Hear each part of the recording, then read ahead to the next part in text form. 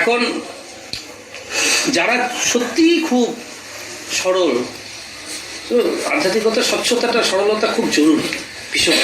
এই চালাক চতুর্য মানে চাতুর্য মানে এলেমেলো হয়ে থাকে তো থাকতে তাদের অতটা প্রাণ আসে না। তারা ডাকাডাকিতে যার দেবদর্শন না হয়, এই যে ঠাকুরের পাথরে যেমন কিছুই না, কিন্তু তার ডাকাডাকিতে সে প্রাণ প্রতিষ্ঠা করেছে,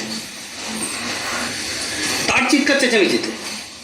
সেখানে সে তার হল্লা চিল্লে, এখানে যেমন হল্লা চিল্লা করে কত অশান্তি করে একটা প্রেম করে তারপর বিয়ে হলো, তারপর একটা বাচ্চা হলো, তারপর তো এটা অশান্তিরই চললো। তারপর ওখানে তার, আমি জানতে চাই, বুঝতে চাই, সরল মনে, স্বচ্ছ মনে যারা সত্যিকারের, এটা মন্দিরে গিয়ে বসে থাকার ব্যাপার না বা কিছু না, এটা ভিতর থেকে একটা আসে যে আমি যে আসলাম, কোত্থেকে আসলাম, আমার তো বাপ মা আছে, এত বড় ফাঁকা থেকে এমনি এই বিশ্লেষণমুখী হওয়া, ঠিক আছে। তারা চিন্তা চেঁচেমেচে অনেক সময়, তো ওই জন্য ওইভাবে পাহাড়ে অনেক সময় যারা যাইতে, ঠাকুর নিজেও দেখেছেন বেশ কয়েকবার, যে পাথরের মধ্যে প্রাণ প্রতিষ্ঠা, সেটা বলছে যে একটা জেনারেশন ওটা প্রাণ প্রতিষ্ঠা করে দিয়ে গেছে, তারপরের জেনারেশন ওইভাবে চলছে।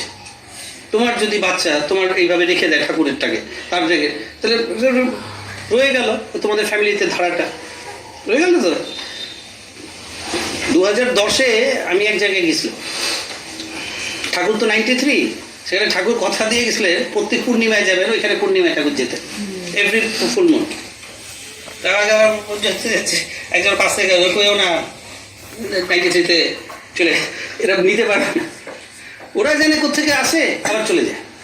দেখে দিদিকে কথাটা বুঝেছো, আলাদা আলাদা লেয়ারে কাজ হয় এরকম।